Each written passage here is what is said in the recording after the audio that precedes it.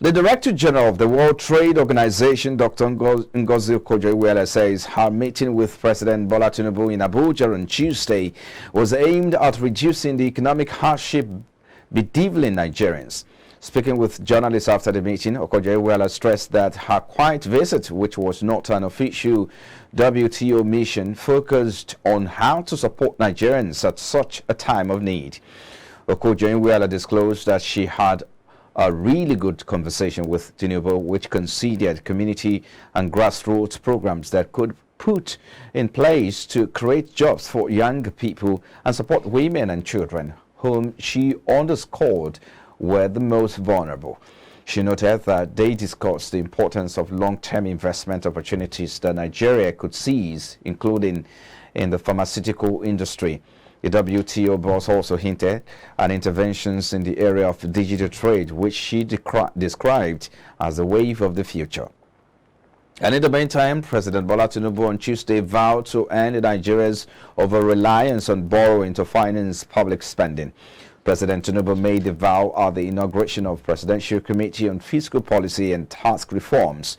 The committee, chaired by a tax and fiscal policy expert, Alleviate, comprises experts from both the private and public sectors and is responsible for the various aspects of tax law reform, fiscal policy design and coordination, harmonization of taxes and revenue administration.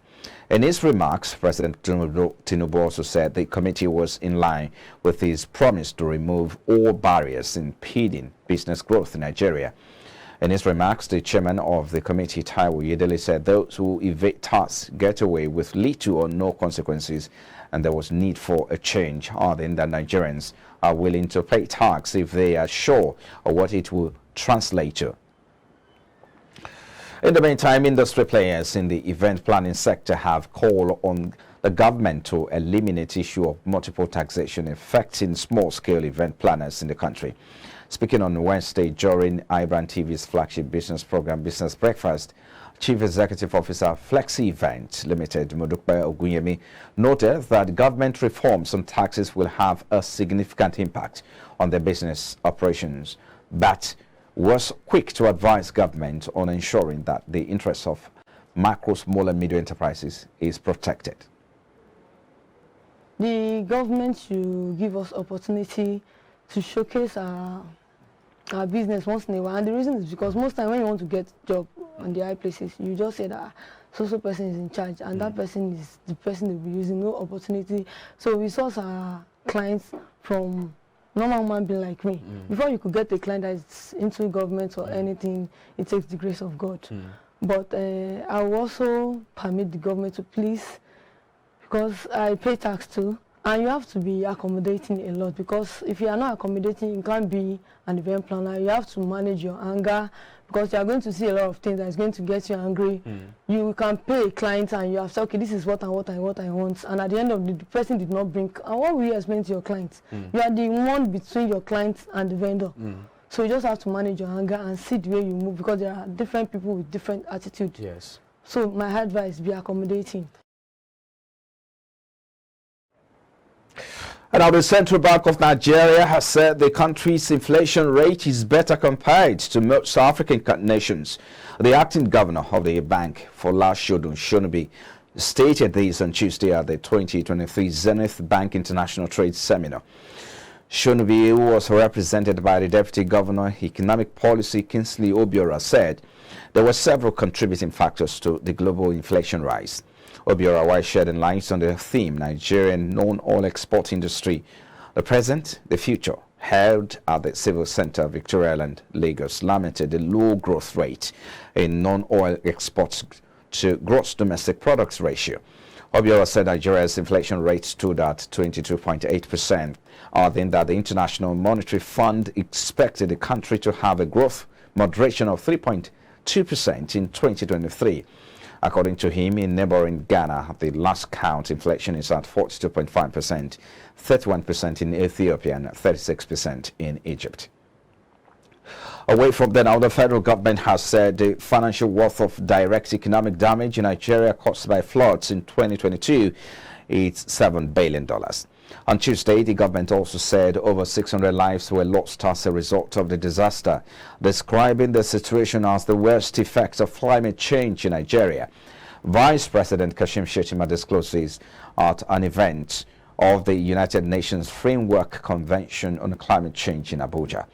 In a speech delivered by his Deputy Chief of Staff, Ibrahim Hassan, said the World Bank's Global Rapid Post-Disaster Damage Estimation Assessment put to the total direct economic damage to infrastructure to be about $7 billion. Shettima said the damage is equivalent to 1.6% of Nigeria's estimated 2021 gross domestic product, not including the loss of over 600 lives, adding that climate change was the biggest challenge facing humanity today.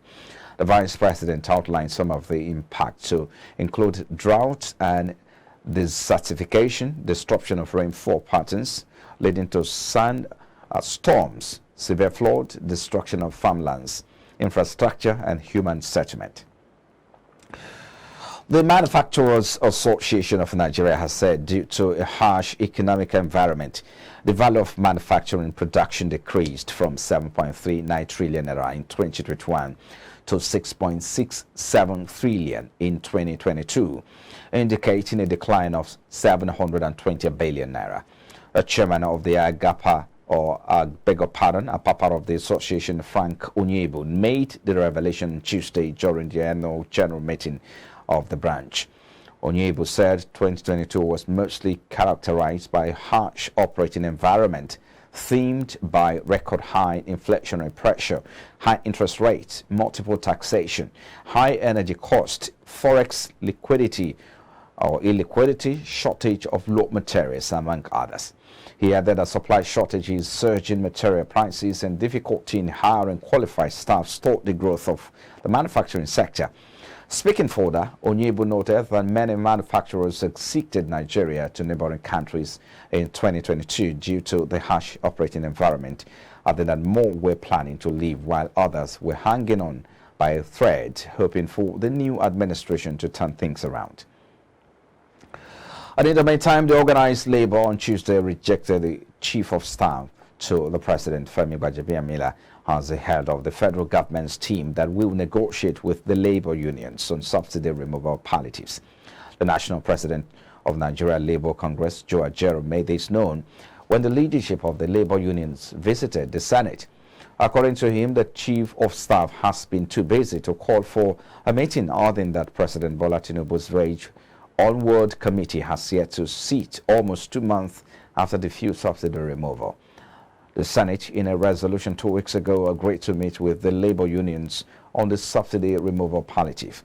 Ajero, while speaking during the meeting with Senate leadership, lamented the plight of Nigerians as a result of the removal of fuel subsidies, saying the government had yet to put structures on ground to ameliorate the effects in the country.